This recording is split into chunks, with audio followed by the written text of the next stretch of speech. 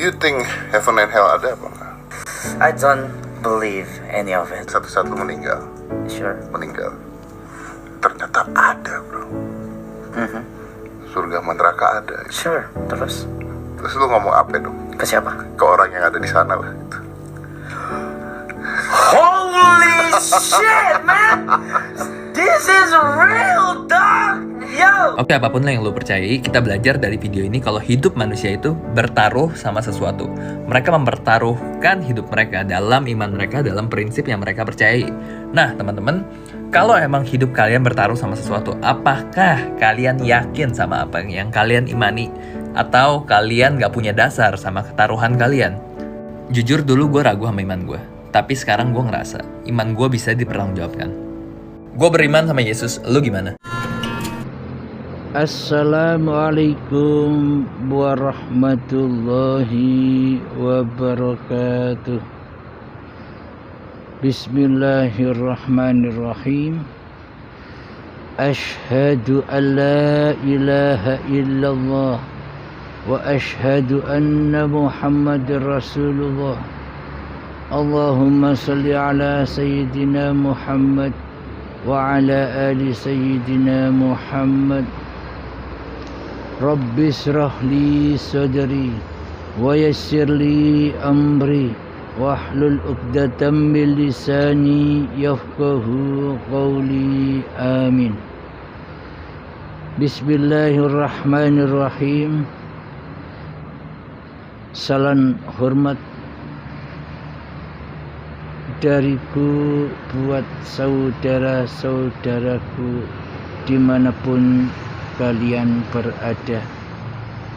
Semoga kita semua selalu menjadi ahlillah, senantiasa mentauhidkan Allah daripada mentauhidkan hawa nafsu kita sendiri. Amin ya rabbal alamin.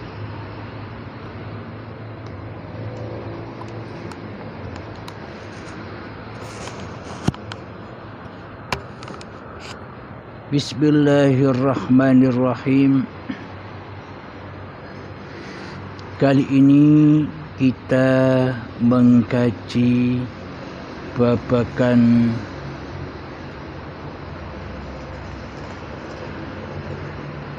surga dan neraka. Surga atau neraka itu dalam pemahaman mayoritas manusia terjadinya nanti setelah di akhirat, setelah badan-badan ini meninggalkan dunia. Itulah pemahaman dan pengertian pada umumnya. Karena seolah-olah penghuni neraka dan penghuni surga itu adalah badan, dohir-dohirnya, manusianya. Padahal neraka itu berbahan bakar. Ketika masih ada badan-badan manusia dan ketika masih ada hati yang keras melebihi kerasnya batu, yakni hati yang selalu mensekutukan Allah dengan diri manusianya, saat itulah neraka itu sudah terbakar dan membara dan menyiksa jiwa yang mati. Jiwa yang mati dalam kesadaran berketuhanan dan beragamanya. Karena beragama itu, karena bertuhan itu bukan di luar diri. Akan tetapi beragama dan bertuhan itu letaknya ada di dalam diri. Yakni harus mengkaji diri, masuk ke dalam diri dan meninggalkan semua apa-apa yang ada di luar diri.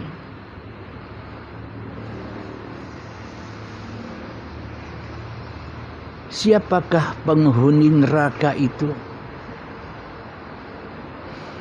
Penghuni neraka itu adalah manusia yang tidak beragama dan tidak bertuhan di hatinya, karena yang ada di hatinya, karena yang wujud di hatinya, karena yang hidup di hatinya, karena yang berkuasa di hatinya masih hawa nafsunya sendiri. Jadi pada intinya hawa nafsunya sendiri itulah yang membakar jiwa-jiwa manusia di dalamnya. Berbagai macam yang dibakar, yakni segala laku sifat fahsya wal mungkar, seluruhnya itulah bahan bakar api-api neraka yang tidak berasap. Jadi yang tahu neraka itu hakikatnya ya hanya Allah. Manusia tak akan pernah tahu. Manusia hanyalah membayang-bayangkan dengan imajinasinya saja. Membayang-bayangkan yang disiksa badan-badan manusianya, yang ada yang disetrika punggungnya, ada yang dipotong kedua kakinya, ada yang dipotong kedua tangannya, ada yang dipotong lidahnya, ada yang dicor telinganya dengan panasnya timah yang mencair, dan sebagainya. Jadi seolah-olah siksa neraka itu adalah siksanya dohir, siksanya badan. Apakah badan bisa beragama dan apakah badan bisa bertuhan? Sementara yang bisa beragama dan yang bisa bertuhan kan hanya jiwa, hanya hati. Jadi bukan badan yang dihukum, jadi bukan badan yang disiksa, akan tetapi yang dimasukkan di dalam neraka jadi yang disiksa, jadi yang merasa sakit bukan badannya, akan tetapi yang disiksa dan yang merasa sakit adalah yang di dalam dada, yakni hatilah yang disiksa, karena selama ini merasa menjadi Tuhan penguasa yang mampu mengurusi seluruh urusan hidup manusianya. Manusia atau hati yang merasa bisa mengurus apa-apa yang dimilikinya, hati yang merasa bisa mencukupi segala kebutuhannya di kehidupan di dunia ini. Hati merekalah yang disiksa oleh Allah Ta'ala.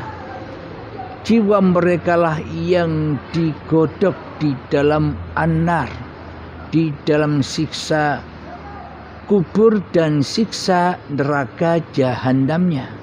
Yang dimaksud siksa kubur kan yang disiksa di dalam kuburan badan ini. Badan ini kan dari tanah. Jadi yang disiksa jiwa yang terkubur di dalam badan. Inilah hakikatnya. Jadi yang di syariat itu hanyalah kiasan-kiasan saja. Hanyalah sanepan-sanepan saja. Jadi mutasabihatnya syariat adalah hakikatnya. Yang sesungguhnya syariat itu bayangannya, ayang-ayang, tidak nyata, alias hanya sanepan dan kiasan saja, hanya simbol-simbol yang dalam.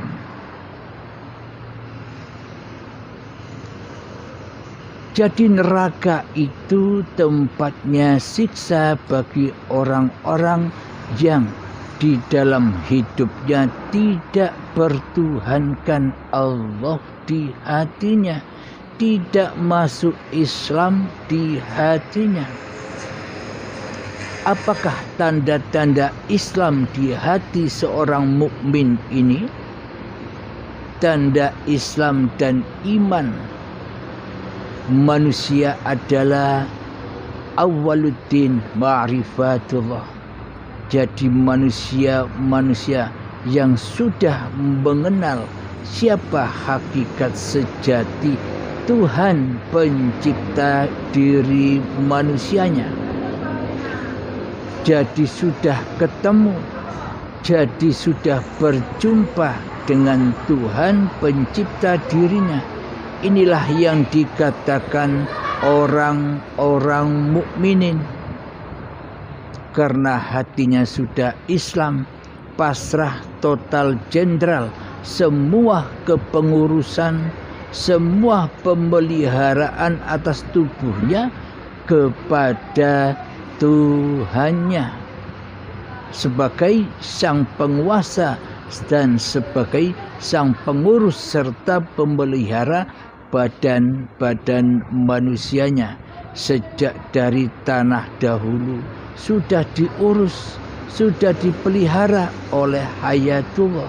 Sejak di tumbuhan dulu sudah diurus, dicukupi segala kebutuhannya, dimakani, diminumi. Kemudian sejak menjadi buah-buahan, sayuran dan padi, cikal bakal badan ini pun diurus, dijaga dari berbagai macam bahaya, dijaga dari berbagai macam penyakit. Dengan kasih sayangnya lah Allah membimbing sampai dimakan calon kedua orang tua kita, sehingga menjadi calon sperma dan sel telur yang ada pada kedua orang tua kita. Jadi Allah sang pencipta diri manusia kita wajib pulang dulu. Untuk mengenal Allah kita wajib pulang dulu. Kita wajib makrifat dulu kepada sejarah asal usul penciptaan diri manusia kita. Bila kita tidak pulang kepada diri manusia kita, bila kita tidak bermakrifat kepada diri manusia kita, maka tak akan pernah Allah bermakrifat bagi diri manusia kita. Maka kitalah yang merasa mengenal Allah. Jadi rasa mengenal saja, jadi hanya sebatas memahami saja. Memahami manusianya yang masih faham. Karena manusianya masih merasa-rasa dia sudah mengenal Tuhannya, dia sudah berjumpa Tuhannya. Jadi maka dari itu pulanglah dahulu, tengok sejarah asal usul kejadian badan-badan kita ini, bermakrifatlah kepada diri manusianya. Ketika sudah bermakrifat, setelah kita mengetahui asal usul kejadian diri manusia kita, maka akan terbukalah hakikatnya siapa yang hidup ini. Hidupnya manusiakah atau hayatullah, rohnya manusiakah atau ruhullah? Jadi beragama dan bertuhan itu jangan hanya asal-asalan saja, jangan hanya ikut-ikutan saja. Sangat rugi besar, sangat amat rugi besar Maka dari itu buktikan, nyatakanlah beragama dan bertuhan ini sebelum ajal menjemput. Kenalilah dengan benar, karena kebanyakan manusia, karena mayoritas manusia mengenal Allah itu hanyalah dari angan-angannya saja. Angan-angannya lah yang merasa dirinya sudah mengenal, dengan membaca buku, dengan menonton YouTube, seolah-olah ia sudah mengenal. Yang diomong kesana kemari hanya babakan Allah. Ia selalu menunjukkan bahwa ia sudah mengenal Allah kepada orang-orang sekitarnya, seolah-olah saja mengenal. Tapi bagi orang yang sungguh-sungguh mengenal, bagi orang yang sudah merasakan baiatan, ia sudah tidak gembar-gembor lagi alias diam. Seperti baiatan akbar ketika sakaratul maut tiba, ia sudah tidak bisa ngaku-ngaku lagi mengenal Tuhan pencipta dirinya. Inilah bukti mayoritas manusia masih memahami babakan ketuhanan dengan hawa nafsunya. Maka dari itu, kenalilah Allah dengan sebenar-benarnya agar tidak tersesat jalan kita, agar kita tidak disiksa lagi di dalam siksa kubur dan jahanamnya Allah.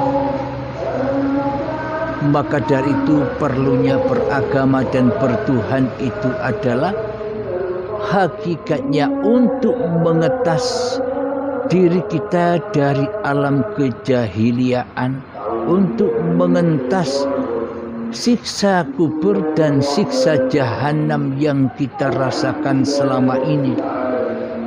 Jadi pada intinya dibebaskanlah manusianya dari segala syariat-syariat manusianya.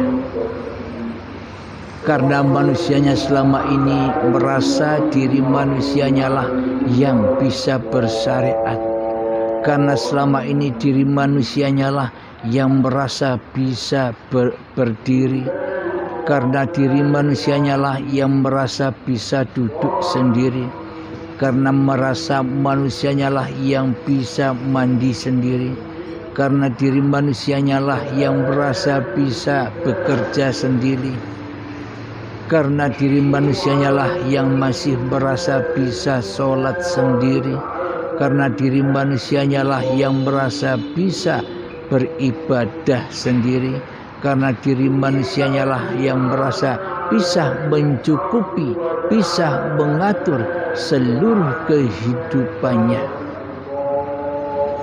Inilah manusia yang tersesat, yang disesatkan oleh hawa nafsu kita sendiri selama ini. Alhamdulillahirabbil alamin. Jadi hakikat neraka itu sudah berlangsung saat ini ketika kita masih belum beragama dan bertuhan di sisi Allah. Maka dari itu peringatan Allah bagi orang-orang yang sudah percaya bahwa Tuhan pencipta diri manusianya itu ada, bahwa seluruh alam semesta dan manusia ini ada yang menciptakan. Inilah orang-orang yang beriman. Jadi baik orang muslimin, orang Nasrani, Yahudi, Majusi, siapapun orangnya yang di hatinya percaya, meskipun hanya percaya dan yakin, percaya bahwa ada Tuhan yang menciptakan diri manusianya dan alam semesta ini, itulah yang disebut orang yang beriman. Meskipun masih iman-imanan sudah disebut beriman, akan tetapi belum bisa berhenti di situ saja. Allah perintahkan lagi, ya ayyatuhan. Bismillahirrahmanirrahim.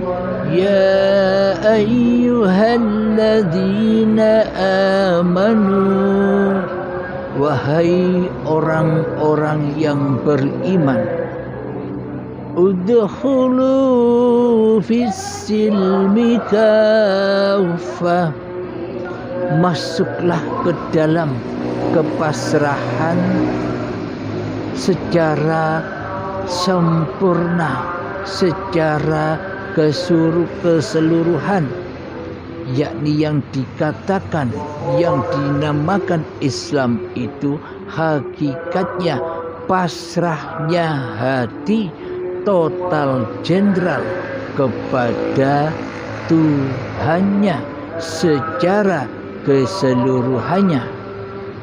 Itu artinya manusianya wajib mati dulu. Bila tidak mati, manusianya masih hanya sekedar memahami saja babakan hakikat dan makrifat, hanya sebatas teori saja yang digembar-gemborkan ke sana kemari, yang diucapkan ke sana kemari demi mencari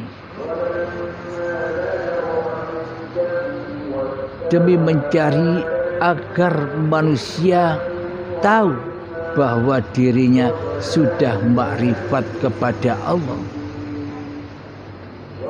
mencari pengakuan-pengakuan kepada manusia lain bahwa ia sudah bermakrifatullah, sudah tahu ilmunya, sudah faham pemaparannya. Jadi pada intinya bagi manusia yang sudah betul-betul mengenal, seperti orang-orang yang sudah berbaiat, awalnya banyak tanya ini dan itu, pagi, siang, sore, malam selalu tanya ini dan ini. Setelah berbaiat, kok malah diam, sudah tak ada pertanyaan lagi, sudah tak gembar-gembor lagi. Itulah tanda manusia yang sudah mengenal. Jadi apa yang mau ditanyakan? Wong dirinya saja sudah tidak ada. Wong diri manusianya saja sudah tidak aktif menjadi penguasa. Yang ada hanyalah yang maha ilmu, yang maha tahu segala keadaan apapun yang diciptakannya, segala ayat-ayat yang diwujudkannya.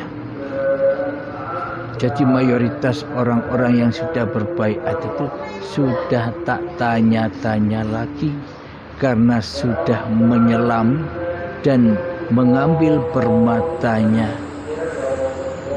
yang hilang saat detik-detik akil balik tiba. Mari kita lanjutkan babakan neraka. Bahwa neraka itu adalah bagi orang-orang yang belum beragama dan bertuhan. Apa siksanya? Ketika ia disuguhi suatu ujian yang berupa anugerah oleh Allah, maka hatinya merasa gembira, merasa senang, merasa berlebihan rasa bahagianya, sehingga membangkitkan kebanggaan-kebanggaan hatinya, sehingga bisa membangkitkan kemuliaan-kemuliaan hatinya. Kadang hatinya berbicara begini, seperti aku ini loh kaya, banyak uang, karena aku ibadahku betul kepada Allah, karena sholatku benar kepada Allah, karena doaku diterima oleh Allah, karena aku sudah menjadi kekasih Allah. di dalam hatinya bilang begitu. Hawa nafsu dan iblis serta setan yang terkutuk membisikkan demikian kepada orang-orang yang belum bertuhan di hatinya, yang disuguhkan oleh Allah suatu anugerah, sehingga ia di dalam hatinya merasa dirinya lah yang merasa mulia, dirinya lah yang bangga, membangga-banggakan keadaannya, membangga-banggakan sholat dan ibadahnya, membangga-banggakan ilmunya kepada manusia lain. Seolah-olah ia ingin diaku-akui sebagai orang yang ahli ibadah terhadap manusia lain di sekitarnya. Karena belum bertuhan, maka ia disiksa dengan sifat-sifat fahsya wal munkar, sombong, membanggakan diri, meremehkan orang lain, dianggap orang lain itu ibadahnya terlalu minim, ibadahnya tidak diterima kecuali dirinya, dengan bukti bahwa ia mendapatkan anugerah dari Tuhannya dengan ibadah-ibadah, dengan sholat-sholat dan dengan ilmu-ilmunya. Jadi ia merasa bangga daripada manusia lainnya. Itulah siksanya, yang mana endingnya ia merasa takut dan ketakutan bila suatu saat hartanya diambil lagi oleh Allah, hartanya hilang, hartanya berkurang. Jadi ketakutan demi ketakutan selalu melanda bagi orang-orang yang tidak bertuhan dan beragama di hatinya. Ada sebagian manusia yang lain disuguhkan dengan bencana, yakni dengan kekurangan, dengan kemiskinan, dengan minimnya ibadah-ibadah yang ia lakukan. Ia merasa minder di hatinya, merasa jadi orang yang paling berdosa karena ia sudah tergulung oleh hawa nafsunya sendiri. Merasa ia yang bisa melakukan itu semua, merasa datangnya bencana dan bala serta ujian itu dikira ia yang mendatangkan, bukan Allahnya yang mendatangkan. Jadi ia telan mentah-mentah anugerah dan bencana itu sebagai milik manusianya. Inilah ujian-ujian, inilah siksa-siksa di dalam siksa kuburnya dan di dalam siksa jahanam, yang mana berbahan bakar badan manusia dan hati yang belum bertuhan. Jadi manusia-manusia yang tidak bertuhan di hatinya, yang tidak beragama di hatinya, pasti jiwanya sengsara. Meskipun didatangkannya anugerah, ia menjaga anugerah itu dengan susah payahnya. Meskipun ia didatangkan suatu bala atau bencana atau musibah, ia tenggelam dengan kesedihannya di dalamnya. Ia merasa sakit hatinya. Itulah siksa-siksa bagi orang-orang yang tidak beragama dan tidak bertuhan di hatinya. Namun bagi orang-orang yang bertuhan, meskipun disuguhkan sebuah anugerah ataupun bencana, sudah tidak ada imbasnya lagi.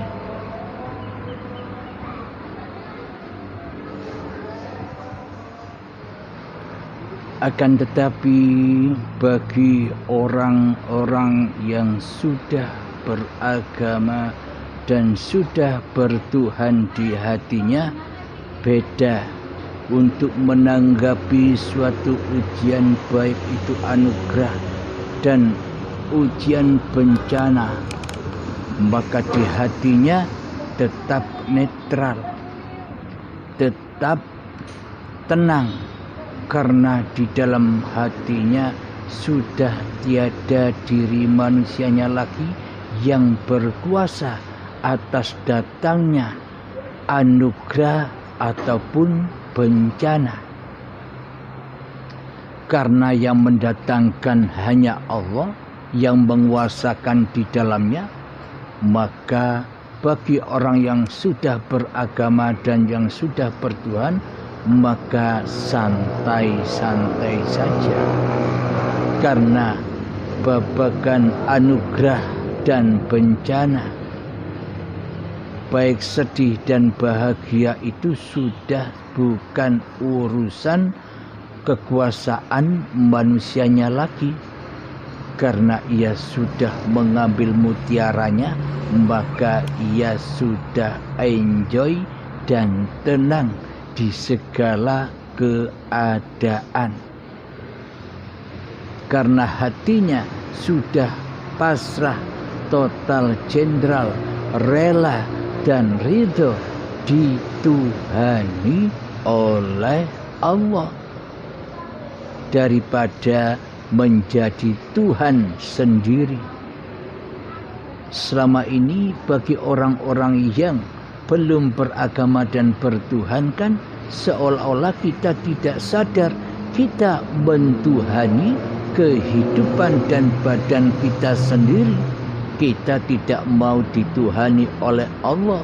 Kita tidak rela dan tidak ridho bahwa Allah lah penguasa diri kita selama ini. Kita tidak sadar itu. Karena hati kita sudah keras melebihi kerasnya batu. Karena selama ini jiwa kita sudah mati kesadarannya di dalam beragama dan bertuhan. Akhirnya diri manusianya lah yang menjadi Tuhannya di hatinya. Maka ia akan terlena jika sesaat mendapatkan sebuah anugerah dan bencana, selalu akan menyesatkan hatinya, menyiksa hatinya, membuat takut hatinya. Karena ia merasa mampu mengurus atau menyelesaikan apa-apa keadaan apapun yang dilandainya. Alhamdulillahirabbil alamin. Karena bagi manusia yang sudah beragama dan bertuhan di hatinya, sudah tinggal di dalam surganya Allah.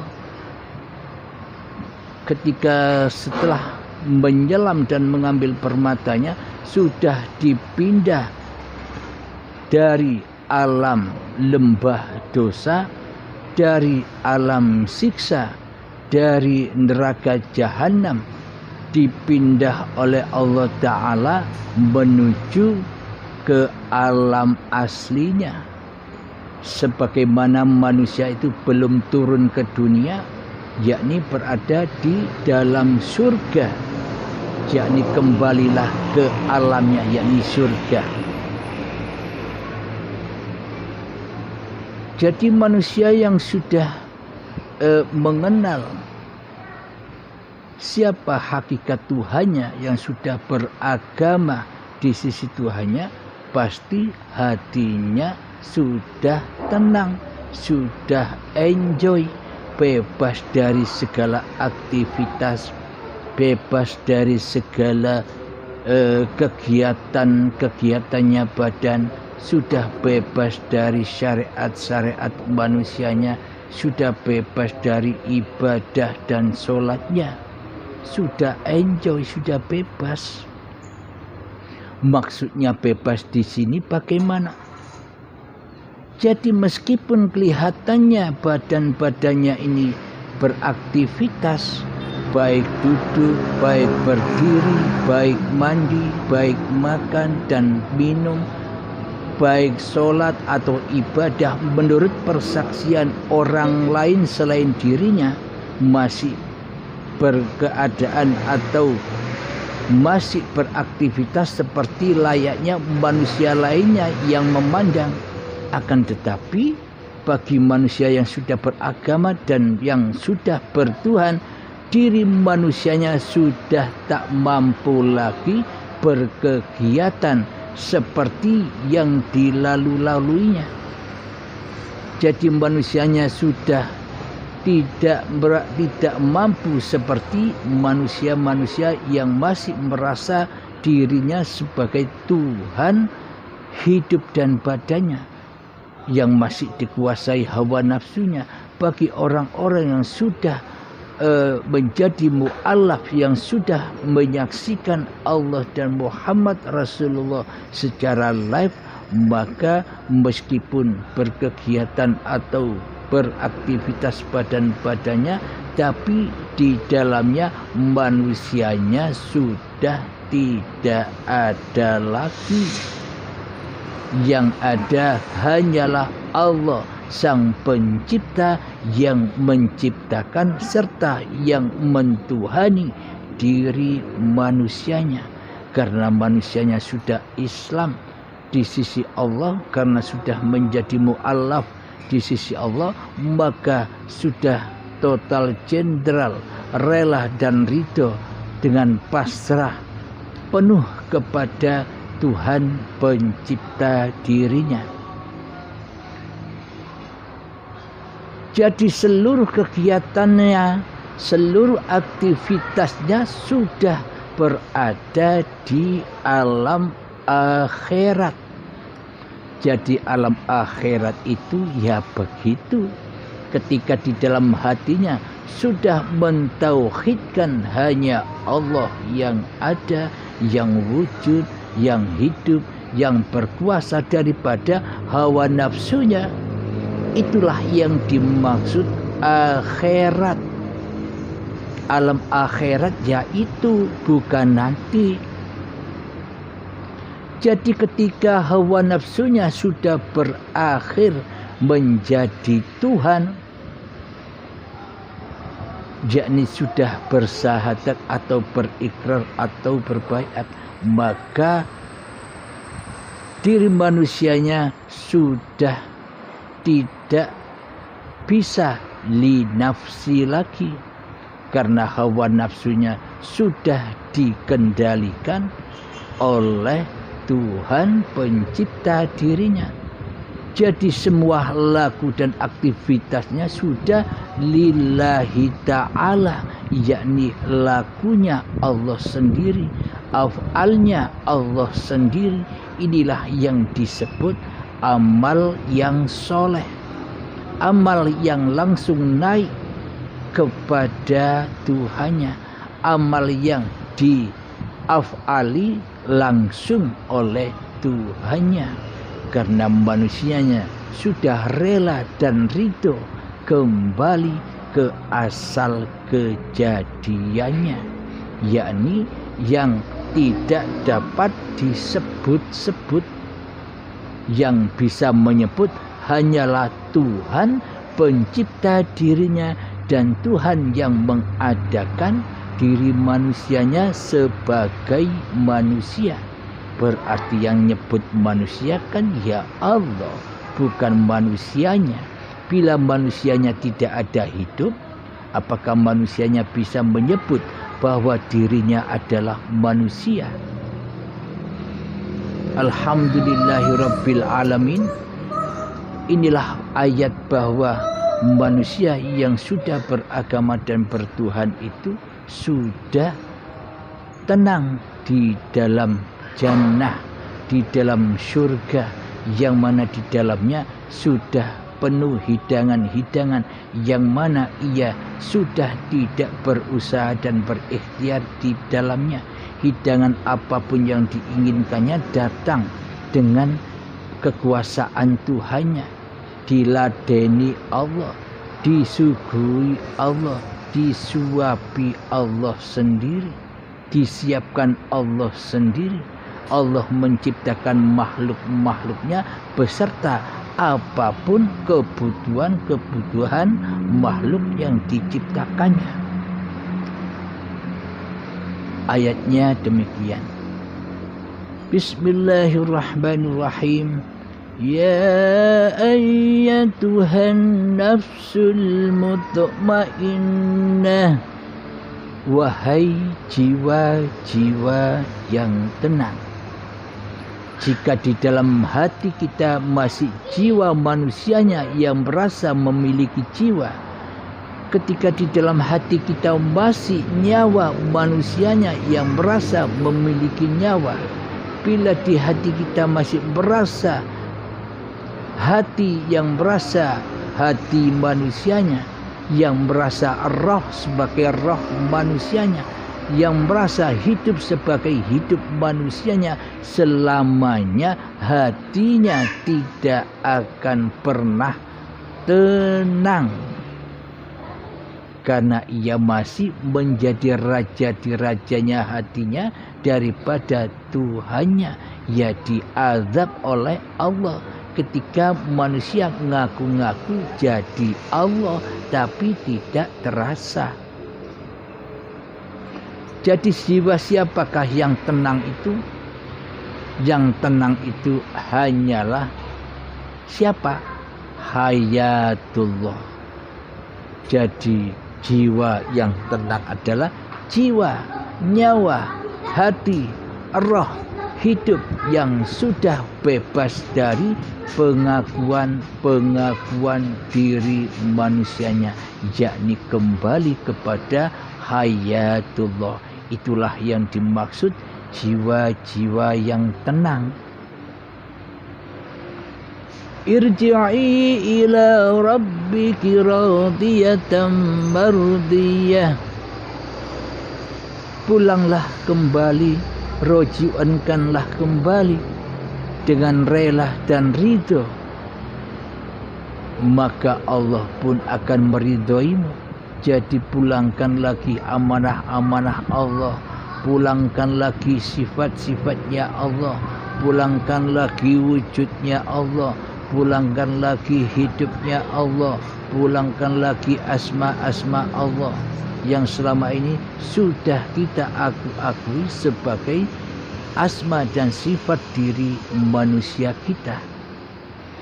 Ketika sudah dipulangkan semua, maka wadkhuli fi ibadi, maka ketika sudah berpasrah diri kepada Allah, maka ketika sudah beragama dan berislam kepada Allah secara hakikat yang demikian itu, maka itulah yang dimaksud hamba-hamba yang mengabdi, golongan-golongan hamba yang mengabdi kepada Tuhannya. Jadi yang mengabdi itu bukan badan-badannya, jadi mengabdi itu bukan dengan sholat-sholat syariatnya, jadi mengabdi itu bukan dengan ibadah-ibadah syariatnya, jadi mengabdi itu bukan zikir dengan badan-badannya, jadi mengabdi itu bukan zuhud dengan zuhud badannya, bersila bertapa dengan keadaan yang seperti ini. Bukan itu yang dimaksud ibadah. Jadi yang berzuhud, jadi yang sholat, jadi yang ibadah, semua kembali ke alam lillah, yakni kekuasaan Allah dan milik Allah. Itulah yang dimaksud ibadah. Jadi yang dimaksud ibadah di sisi Allah itu manusianya sudah tidak ada dan tidak bisa apa-apa. Itulah yang dimaksud hamba-hamba yang mengabdi. Mari kita lanjutkan. Wadkhuli jannati, dan masuklah hamba-hambaku yang mengabdi ke dalam surgaku. Nah, jadi surga di sisi Allah itu hakikatnya ya hayatullah, bukan hayatun nas. Jadi ketenangan jiwa di sisi Allah itu ya hayatullah, bukan hayatun nas. Bisa dipahami para sahabat? Semoga saya dan kita semua bisa memahami dan mengaplikasikannya. Jadi sebenarnya hakikatnya neraka dan surga itu tempatnya ya di dunia ini, ya sekarang ini, bukan nanti. Yang bilang nanti itu kan masih manusianya yang jadi Tuhan. Yang bilang nanti itu kan hawa nafsunya yang ogah-ogahan kembali kepada Tuhannya. Yang bilang nanti itu kan hawa nafsunya yang tidak mau dilengserkan ketuhanannya, yang tidak mau dilengserkan kekuasaannya, yang tidak mau ke alam kesejatian dirinya yang tidak ada, maunya merasa ada terus, maunya ingin menjadi Tuhan terus. Itulah hawa nafsu yang selalu menyesatkan kefahaman manusianya di dalam beragama dan bertuhan. Kata iblis dan setan serta hawa nafsu begini, wahai fulan, enjoy saja, neraka dan surga itu nanti. Bersenang-senanglah di dunia ini. Akuilah semua itu milikmu. Engkaulah raja di rajanya di dunia ini. Allah goib bagimu, Allah tiada bagimu, Allah tidak nyata bagimu. Yang nyata selama ini kan dirimu sendiri, wujud dirimu sendiri, hidupmu sendiri, kekuasaanmu sendiri, daya upaya dan ikhtiarmu sendiri, ilmumu sendiri, penglihatanmu sendiri, pendengaranmu sendiri, berkalam-kalamanmu sendiri. Iya kan? Jadi hawa nafsu telah disesatkan oleh setan-setan yang terkutuk, sehingga manusianya lah yang jadi setan yang terkutuk itu, yang selalu menghalang-halangi kembali rojiun kepada Tuhannya. Akhirnya baiatannya nanti baiat akbar, baiatan yang sangat amat pedih, dahsyat siksanya, azabnya di saat hari pembalasan, di saat hari perhitungan, yakni diperhitungkan kembali apapun yang kita akui selama ini, diperhitungkan oleh Allah, zat yang berkuasa yang selama ini kita tiadakan, kita goibkan, kita matikan di hati kita selama ini.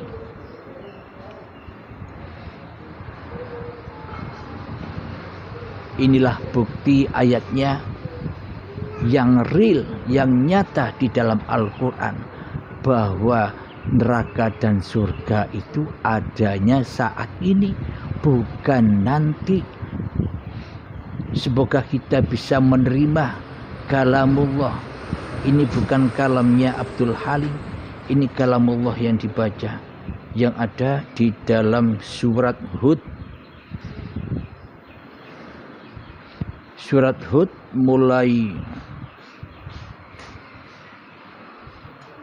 ayat yang 106 sampai 107. Surat Hud. Saya bacakan. A'udzu billahi minasyaitonir rajim. Bismillahirrahmanirrahim.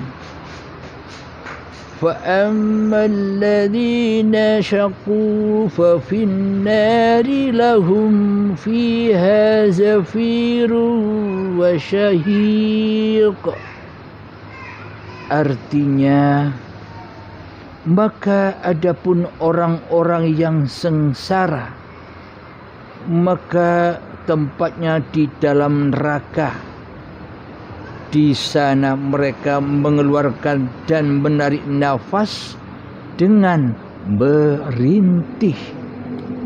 Itu apa maknanya? Jadi yang ada nafas yang merintih itu, jadi ada nafas yang tersiksa itu di mana? Di akhirat sana yang katanya nanti, ataukah sekarang?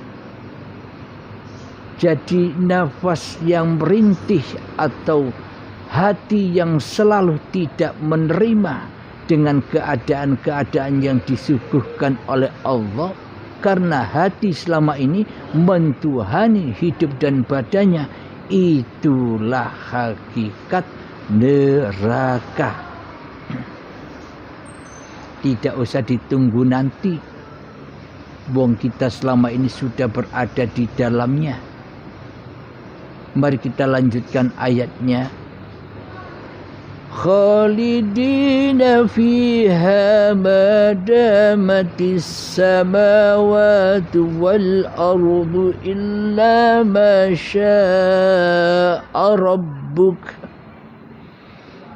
inna rabbaka fa'alun lima yurid. Artinya mereka kekal di dalamnya selama ada langit dan bumi, kecuali jika Tuhan menghendaki yang lain. Sesungguhnya Tuhanmu Maha Pelaksana terhadap apa yang dikehendakinya. Surat Hud ayat 105 dan 106. Silahkan dibuka sendiri. Itulah bukti adanya neraka dan surga itu ketika masih adanya langit dan bumi. Kapan itu? Ya sekarang ini. Surga neraka itu ya sekarang ini, bukan nanti. Ayatnya sudah jelas. Silakan cek sendiri biar tidak ragu-ragu di dalam surat Hud ayat 105 dan 106. Dijelaskan di situ adanya siksa saat masih adanya langit dan bumi. Semua peristiwa yang dikhabarkan, yang katanya mayoritas manusia, yang dipahami oleh manusia yang belum beragama dan bertuhan di hatinya, yang katanya nanti, itu salah besar. Allah sendiri yang berfirman bahwa kejadian-kejadian itu ketika masih adanya langit dan bumi. Itu artinya ketika manusia masih mengaku-akui dirinya sebagai Tuhan, sebagai penguasa hawa nafsunya, tapi tidak disadarinya. Tiada jalan hanyalah kematian. Tiada jalan hanyalah baiatan secara paksa di saat syakaratul maut. Jadi di saat hari pembalasan dan perhitungan itulah cikal bakal pembebasan manusia secara paksa dan siksa. Jadi tinggal pilih sendiri, baiatnya nanti atau besok. Allah lah yang menghendaki semua itu. Jadi pasrahkanlah kepada Allah Subhanahu wa ta'ala yang memperjalankan, yang mengkehendaki kita semua. Jadi sebelum datangnya sakaratul maut, kita wajib tahu dulu kemana tujuan kita kembali, kemana tujuan kita rojiun. Allah yang mana? Apa Allah hawa nafsu ataukah Allah Subhanahu wa ta'ala? Jadi jangan merasa faham dengan paparan-paparan ini, karena hawa nafsu masih sangatlah erat untuk menyesatkan apa yang kita fahami selama ini. Alhamdulillahirabbil alamin.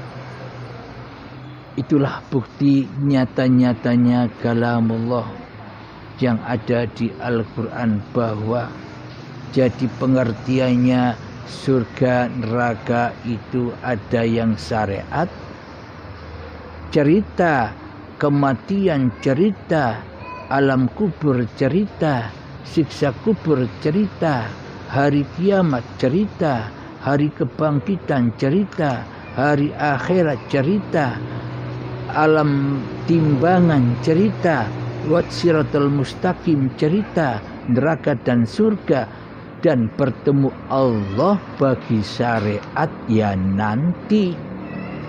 Kejadiannya ya nanti, karena di dunia ini belum ketemu Allah, karena diyakini dalam akidahnya selama ini bahwa di dunia ini Allah tidak wujud. Adanya kewujudan Allah nampaknya wajahullah nanti di saat di surga. Nikmat yang teragung di dalam surga, yakni menyaksikan wajahullah nanti kejadiannya. Katanya orang-orang yang belum beragama dan bertuhan secara hati, beragama dan bertuhannya masih secara dohir saja, sementara hatinya masih ingkar kepada kenyataan Allah, ingkar kepada kewujudan Allah. Sudah dijelaskan dengan jelas bagi orang-orang Islam, pasti semua tahu bahwa Allah itu wujud dan bahwa makhluk itu Adam tiada. Loh, kok malah manusianya yang jadi Allah dan Allahnya kok dijadikan makhluk? Itu kan akidah dan keyakinan yang terbalik. Apakah sesuai hati yang demikian dengan hati yang dimiliki oleh para nabi dan rasul yang membawa tauhid? Coba diangan-angan sendiri. Maka dari itu Allah di dunia ini menciptakan hanya 2 golongan saja sebenarnya. Bukan banyak golongan, bukan banyak aliran, hanya 2 golongan saja. Golongan para nabi dan rasul dan golongan Fir'aun. Jadi kita bisa baca sendiri di dalam hati kita, kita sekarang duduk di golongan mana ya? Kita pasti tahu. Kita pasti tahu. Dan kita pasti tahu di golongan para nabikah ataukah di golongan Fir'aun. Jika di golongan Fir'aun, manusianya masih jadi Tuhan. Hawa nafsunya masih menguasai kehidupan dan badan ini. Hawa nafsunya masih menguasai segala aktivitas-aktivitas badannya. Hawa nafsu masih menguasai atas ilmu-ilmu dan amalnya. Hati manusia masih mengakui bahwa ibadah dan sholat itu laku dirinya. Itulah pengakuan hawa nafsu. Itulah golongan Fir'aun yang hatinya masih mensekutukan Allah dengan diri manusianya, yang di hatinya tidak mentuhankan Allah kecuali mentuhankan hawa nafsunya sendiri di hatinya selama ini. Jadi pasti Anda tahu, pasti kita tahu duduk di mana kita, di golongan Fir'aun kah atau di golongan para nabi dan para rasul, di golongan kiri atau di golongan kanan. Bagi golongan para nabi dan rasul, di hatinya sudah tiada manusianya lagi. Manusianya sudah tak wujud lagi. Manusianya sudah tidak bisa beraktivitas lagi. Karena di hatinya selalu mentuhankan Allah daripada mentuhankan hawa nafsunya sendiri. Mentauhidkan Allah daripada mentauhidkan hawa nafsunya sendiri di hatinya. Itulah kabar tentang golongan Fir'aun dan golongan para nabi dan rasul, para utusan.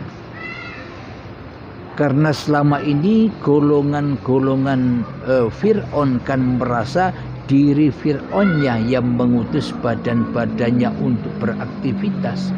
Hawa nafsunya yang merasa bisa beraktivitas. Hawa nafsunya yang merasa bisa duduk. Hawa nafsunya yang merasa bisa berdiri. Hawa nafsunya yang merasa bisa mandi. Hawa nafsunya yang merasa bisa memasak. Hawa nafsunya yang merasa bisa sholat. hawa nafsunya yang merasa bisa ibadah, hawa nafsunya yang merasa bisa ngaji, hawa nafsunya yang merasa bisa sholawatan, hawa nafsunya yang merasa bisa apapun yang dilakukan, semua terkuasai oleh hawa nafsunya sendiri, karena di dalam hatinya tidak beragama dan tidak bertuhan. Itulah golongan Fir'aun itu. Sama kan? Hatinya sama kan? Hatinya Fir'aun, lambangnya Fir'aun dan lambang diri kita selama ini. Jadi cerita-cerita yang ada di luar diri itu, jadi cerita-cerita yang ada di syariat-syariat itu hanyalah lambang-lambang saja, bukan sejatinya. Sejatinya lagunya lambang itu ada di dalam hati masing-masing diri manusianya. Sudah bertuhankah atau masih jadi Tuhan? Alhamdulillahirrabbilalamin. Semoga pemaparan ini selalu lestari di dalam YouTube Uripe Allah Channel. Maka bagikanlah juga kepada saudara-saudara kita yang lain agar mereka juga sama-sama tahu. Jangan berhenti pengetahuan ini hanya sebatas diri kita saja. Jangan kita merasa selamat sendirian, kasihan yang lain. Dulunya kita pun tidak tahu apa-apa, sekarang tahu. Sama halnya orang lain juga. Awalnya mereka tidak tahu, siapa tahu ketika kita sharekan, kita bagikan link-link pemaparan di Uripe Allah Channel ini, maka banyak yang memahami, banyak yang menyadari bagaimana sejatinya beragama dan bertuhan di sisi Allah itu. Jika beragama dan bertuhan di sisi manusia itu kan banyak namanya, banyak aturannya. Akan tetapi beragama dan bertuhan kan di sisi Allah itu sudah tiada aturan-aturan lagi, karena yang maha mengatur hanyalah Allah, karena yang maha beraktivitas hanyalah Allah. Semua itu Anda dapatkan di dalam baiatan. Semoga kita semua dikehendaki mati sebelum mati, baiat di awal sebelum datangnya ajal, baiatan paksa. Alhamdulillahirrabbilalamin. Semoga saya dan semoga kita semua selalu di dalam lindungan Allah Subhanahu wa ta'ala dari kejamnya, dari pengisnya hawa nafsu kita sendiri yang selama ini seolah-olah membawa kita merasa faham atas kajian-kajian, meskipun dari buku, meskipun dari YouTube. Bila tidak diikrarkan kepada siapa yang memaparkan, maka pemahaman akan tetap menjadi pemahaman saja, tidak bisa merealisasikan kecuali dikehendaki oleh Allah. Ingat, bukan kehendak hawa nafsu, tapi kehendak Allah. Alhamdulillahirrabbilalamin. Semoga kita semua selalu berbahagia zahir dan batin. Alhamdulillahirrabbilalamin. Akhirul kalam. Assalamualaikum warahmatullahi wabarakatuh.